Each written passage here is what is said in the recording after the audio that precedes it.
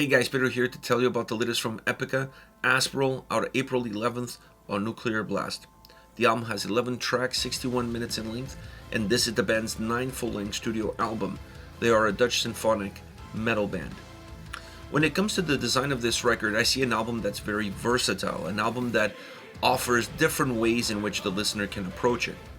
And I normally see these kind of designs or these kind of constructions in compilations, greatest hits style records. What I mean by that is it's an album that overall is not guided by a single line of thought and a single line of process.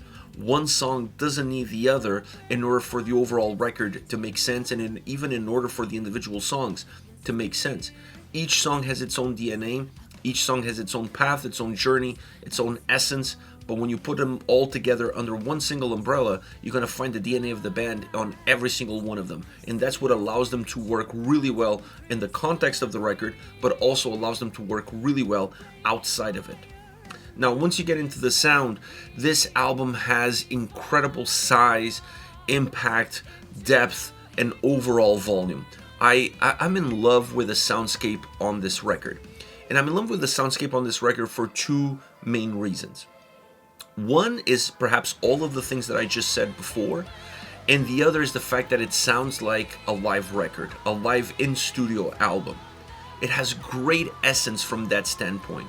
There's a sense of being an organic record delivering to the fans in a studio format what the fans normally get in a live performance. These songs sound larger than life.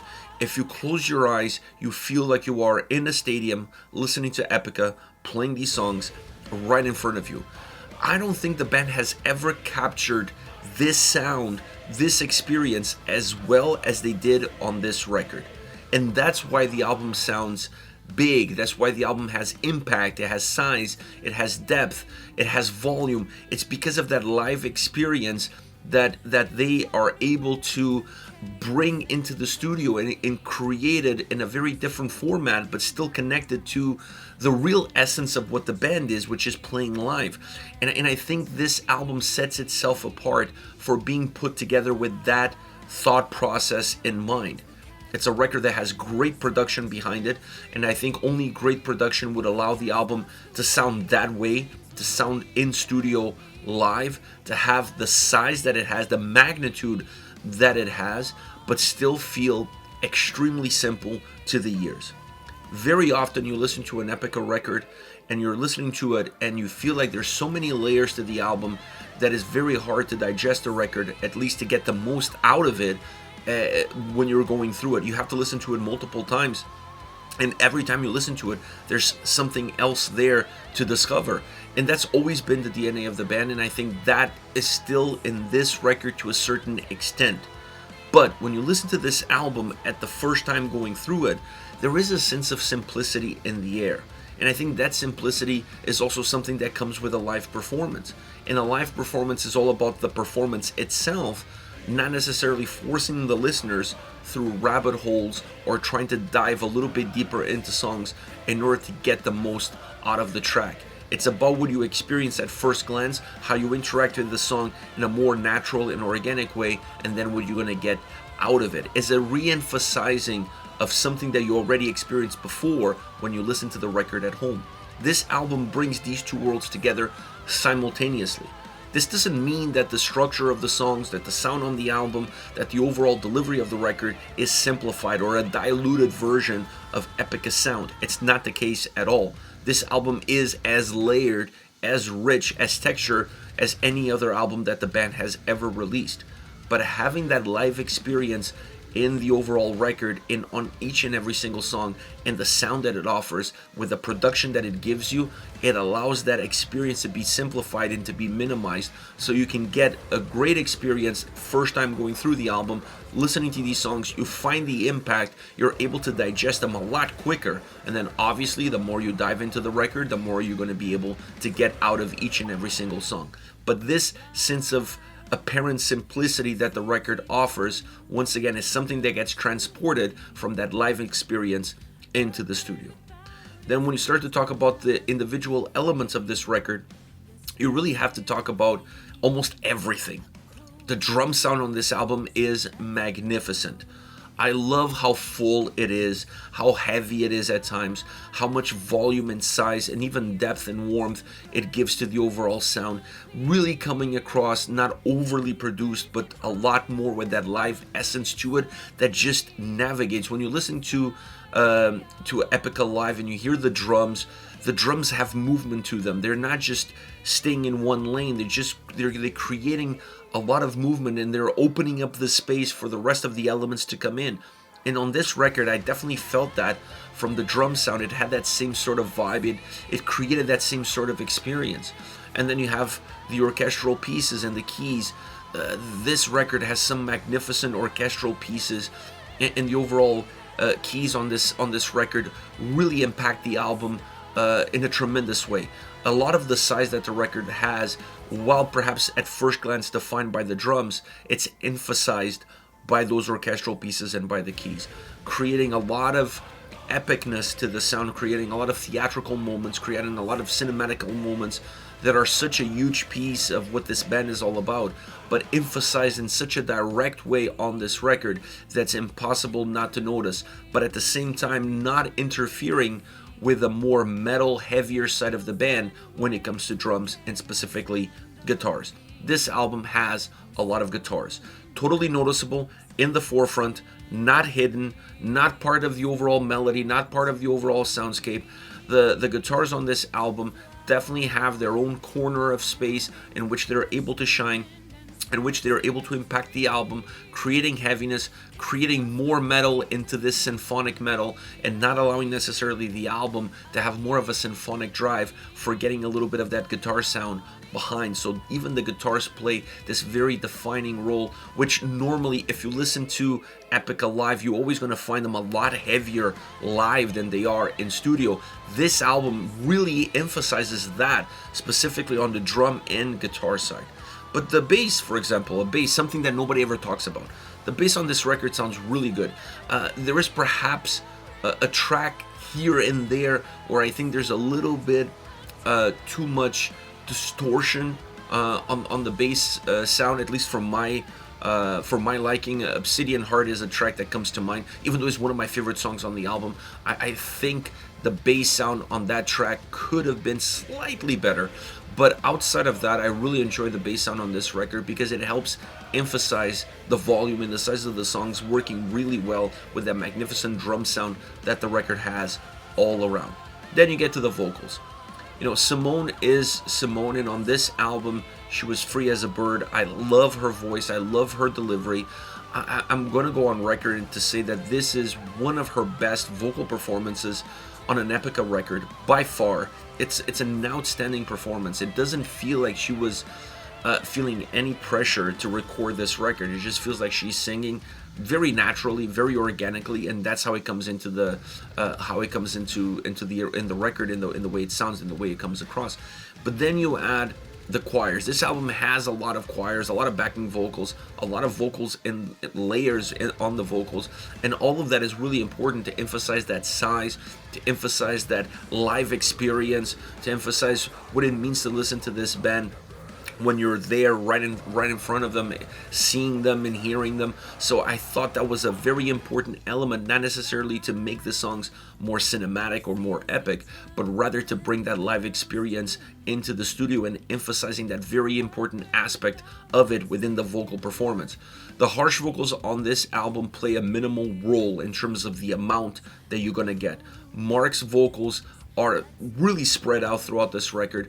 I would say perhaps 10% out of 90%, maybe even 5%. But I felt like his vocals on this record, while less than perhaps what I was expecting coming in, they played an important role. Sometimes being less is giving more. And on this album, whenever his vocals came in, they changed the dynamic of the song. They help emphasize something else about the track, either emphasizing a darker moment that the song has, or some darker elements that the song had already but weren't as noticeable, adding some heaviness to take away from that more easy listening experience that is very easy to get into because of the overall nature of the record and the nature of the individual songs. So I felt like every time there was the start of a sense of repetition or even monotony as far as vocals are concerned, using the choirs, backing vocals, Simone's incredible delivery. Doesn't matter. Once you have that format, it's very easy to become a pattern within a record. So every time you felt like that was about to happen, his voice comes in, sprinkling in some harsh vocals, resetting the table, and moving forward, feeling completely different and rejuvenated for what the vocal performance is going to be right after. So it's a great album from that perspective because it uses the vocals in a very smart and intelligent way all the way throughout. When you put all of these things together, this is my favorite Epica record since Design Your Universe. I feel like these guys get better and better with every single record. I don't know how they're going to continue to live up to those kind of standards, but when I analyze everything about this album and I analyze the versatility that it has, because with that versatility is going to come longevity for the album, I honestly feel like this record is on par with Design Your Universe. So it's a great album by the band. The 9th record and at this level of quality is super impressive by any band. And I'm going to say this, when it comes to symphonic metal, I was starting to become quite bored of the genre because it feels like everybody's kind of doing the same thing. And this album, while not breaking away with the DNA of the band, it did give me something different that I hadn't seen from them in a studio yet.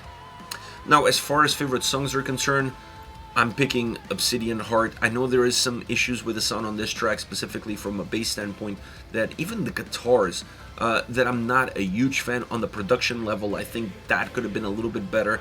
It sounded at times quite rugged on the edges of the sound, on the perimeters of the sound, but it's a song that is magnificent. It's not super complicated, it's not super complex from a design structural standpoint. It has a very clean and angelic verses, both in terms of the sound and obviously the vocals coming on top of that sound, and really controlling with calm and delivery how you move throughout those verses. Then the chorus is very explosive, very melodic, and very haunting, and that's what sells you on the song. Having the verses more contained and then having a very haunting chorus allows this track to explode at the right moment, at the right time, both musically and vocally, bringing in those choirs, those backing vocals to help give it size. And it's impossible to listen to this song and not feel some goosebumps once you get into that chorus. I love the simplicity of the design, but I love even more the way it's delivered, especially when you get to the chorus. Next we have Fight to Survive, heavier guitar sound, more defined guitar sound. The vocals navigate really well through it with a lot of layers behind them, giving them more emphasis, more size, more oomph. Considering that the sound already has it, important to have that aspect. A track that then delivers you from the verses into a pre-chorus that feels very melancholic, but it doesn't last long. Moving into a chorus that reignites the song, that has a lot more size, a lot more volume. And the percussions all around on this track sound phenomenal. When you add the percussion sound, the impact that it has on the track, to the orchestral pieces, how those elevate the track, and then the vocal performance that comes along with it, you have a very epic, cinematic song in terms of how it comes across. And then when you magnify, or you put a magnifying lens on the chorus of this track, you have a song that becomes an anthem. That's what this track is through and through.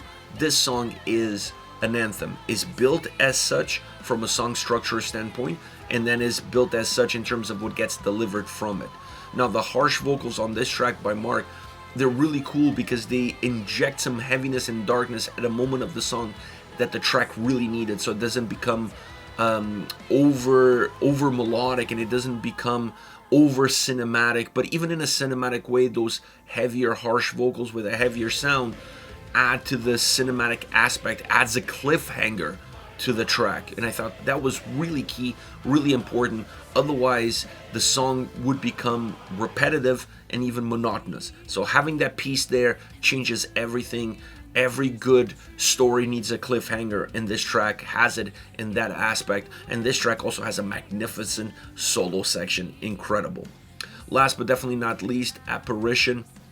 This is more a prototypical heavy symphonic metal song in terms of the way the vocals, the choirs, the harsh vocals, it uses everything at the disposal. This track vocally has everything that the record is going to have in one single song. And then it's overall a very theatrical piece, as you would expect from a symphonic metal track. And when you have that dynamic of vocals, and then you add to that a very dynamic sounding song with that theatrical underlining on it, you have an epic track all around. Definitely one that feels like the more traditional symphonic metal song of this record. This is it, Epica with Aspiral, out April 11th on Nuclear Blast. Let me know your thoughts on the band, on the singles. Hit me up in the comment section. I'll see you all at the next video. Take care, guys.